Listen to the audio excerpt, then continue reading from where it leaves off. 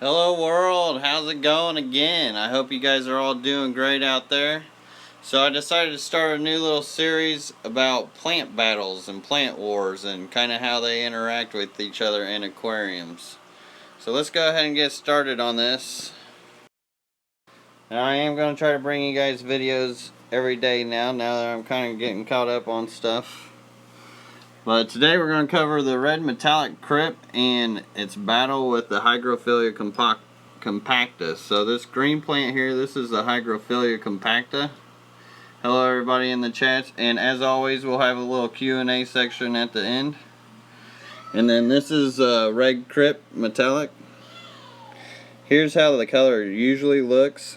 I actually had golden Nessia that grew up over the top of this. So it's a little greener because it wasn't getting as much light. But regardless, you can see how this mother plant is really trying to take over. Like, I like to call it the general. But you can see she's just pushing crypts out and strangling this Hygrophila Compacta. Now the Hygrophila Compacta, it grows up in stems like this. And it can't run like the crypt can. So what the crypt is trying to do, is cover it and suffocating. So it's been forcing the Hygrophila Compacta to actually raise up. And what's crazy about when you have these wars like this, you actually get really good growth because the plants are really pushing on trying to grow.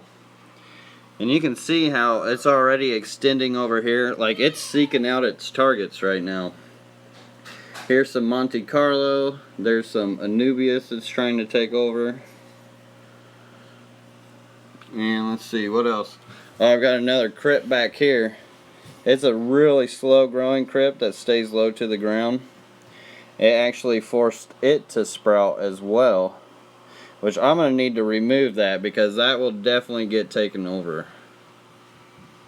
So what I'm going to end up doing before this strangles this out and causes a bunch of algae is I'll go ahead and pull this out, and then I'll end up putting it over here on this side with the other Hygrophila Compacta. And then this will have all the room it wants to grow out. So once I pull that out, this plant's going to be super happy, that plant's going to be super happy, and that'll actually promote growth as well. Alright. So let's see in the chat if we got any questions here.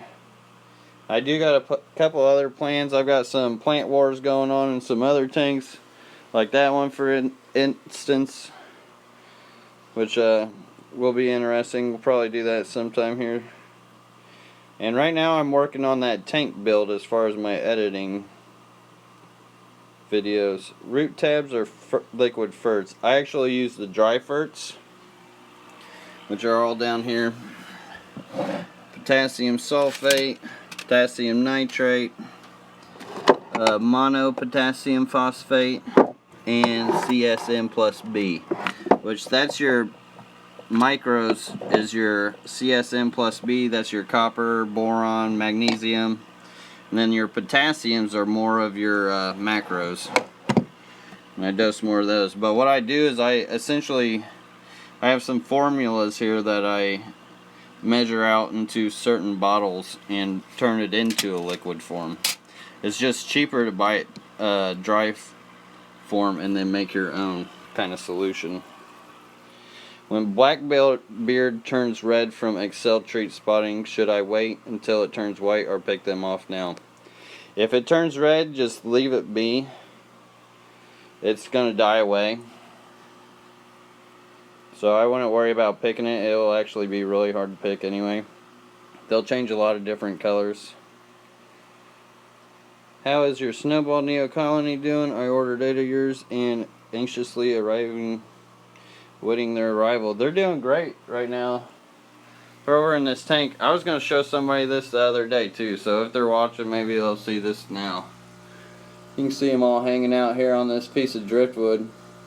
That was a Malaysian piece of driftwood, and they like pretty much sanded it down. They've eaten it up quite a bit. But they're really prolific breeders. Super prolific breeders. Alright, any questions about Plant Wars or anything like that? Supposedly YouTube likes videos to be about 10 minutes, so I'm trying to stall, I won't lie. Do you sell your dry ferts on your site? No, I don't actually sell ferts. There's this guy called NiloCG, Nilocg. He's also got a site, which is the same name, but .com, so NILOCG.com. He's like the fert expert. He's real great about answering questions too, for like trying to get to what your needs are, because everybody's water is different. So some people will need to dose differently depending on their hard water, or if they got soft water, or what's really in their water. It's crazy. See, if you look here at this red Metallic Crypt, you can see how it's got this baby extended all the way out into this annubius. The roots aren't even in the substrate anymore yet. And then it's also thrown another runner from it to extend over. Like, I'm gonna have to do something with this plant, because this crypt is gonna end up taking over like this whole side. Do you know when the Achilles will be available again? Probably in a couple months. Yeah, I saw that, Dwayne. That's awesome. Ordered some Pilo Moss. Any special instructions? No, I keep them in hard water. I've been keeping them in the hard water. They like it. They don't tend to like soft water. Okay, I thought I saw, where was this? How old Corys have to be before breeding? I'm not really sure. I haven't bred any Corys. Is the rumor true? Are you going to Peru? I'm hoping to go to Peru sometime, but it's probably not going to be this year. Hopefully next year. Love these mini live streams. Thanks, Dean. I like doing them too. They're a lot easier, a lot funner, more interactive, for sure. The red algae in the tank with the red cherries I got from you. Algae won't harm them, right? Red algae is in the tank. Oh, no, red algae won't hurt them. Red algae. That's like the old spotty kind of... Is it like spotty or... Red algae? Maybe it's dying BBA? Because sometimes in... Yeah, like in old tanks, you'll get red spot algae. But that's completely harmless. Hello, Charles. Everybody in the chat. Hey, Bob. Peru's next year yet. Is next yet July. Says Bob. Hey, Lucas. Do you have any plants you've collected locally? If so, can we see them? No, I don't yet. Actually, I do have one type of plant I've collected locally, and that's this grass right here. Which is cool. It's actually a grass that I did get to collect, but it'll actually grow pretty tall. I grew it great outside in a pond the other year, and like for some reason I grew it great in one tank one time, and then like lately I've been having issues growing it. It's been growing so slow. So slow. Red algae is also sometimes referring to the red cyanobacteria, right? Maybe that's what it is. I mean, I don't know everything, so could be. Alright. In the house, Slumpy Dog. Alright. Any more questions? Do you have any specific type of brand of tools you use for scaling? I just use like a little... If you're talking about the ferts, I just use like a spoon or something, and then I get like a small scale. Like this, just a small scale cup, measure it out. Lately, since I've got so many tanks to fert, I really rely on estimated index, because just trying to figure everything out. So I'm doing a lot of testing with like my fert solution. I'm trying to keep it simple with like, okay, 100 grams in this bottle, that'll do it. It all depends on how I squirt it. So as far as ferts, there's a lot that can go into it.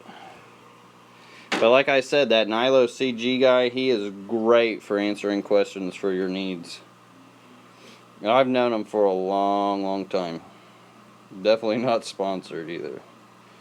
He probably doesn't even know I have a channel. How to treat blackbeard algae. You can put carbon excel on it or hydrogen peroxide. I've been testing hydrogen peroxide a lot and it really works out well. I'm thinking about doing a regimen in all my tanks, like a day or two before water changes. I'll put around 2 milliliters of hydrogen peroxide in, just kind of break up the small hair algae that's in there. This one I tested 10 milliliters per gallon in it, and the pearlweed's a little discolored, got a little burnt, but it's all alive and all the algae's dead, and the shrimp and the snails are still fine. So I'll touch up more on that on another one of these live streams. Alright, any more questions about this? If not, I've had a long week, long weekend. I'm hoping to relax today. Probably gonna veg out and watch some Street Outlaws. Not plant related, but did any of those peacock fry survive? I had one that was hanging around. I don't know if it's because I hardened the water. Probably is because I hardened the water too soon. But I haven't seen that one around lately, so yeah, I suck. What is the lowest temperature that you can keep your tiger endlers can be kept at? I wouldn't really go. I would keep them up above 70 for sure. Tom Barr's method works for sure. I also like the Wallstead method. Yeah, both of those methods are great. What is the photo period for your plants? A lot of times I'll run them like between 8 and 10 hours. It all depends on the light and then the depth and all that stuff. Alright, let's see here. All the way down. Alright guys, since there's no more questions about the plant war or anything, like I said, it's been a long week and I'm ready to just kind of just chill for a while. Like, I haven't done that in a long time. Actually, I need to do a water plant in that, water change in that first, because I ripped out a bunch of Hygrophila Crypts out of it for sashimi whiskey. So I have to do a quick video of that. But I'm thinking about doing like on my website, like a quick sell kind of thing, where like some of these I'm going to need to get rid of like half this mat. Same with this, I'm going to need to get rid of half that mat. So I may be doing some deals here sometime on some stuff. I got a huge thing of Pilomoss too I may be doing. Alright. Alright guys. I'll see you guys next time. Hopefully tomorrow I'll have something for you. Until then, peace. Have a great night everybody.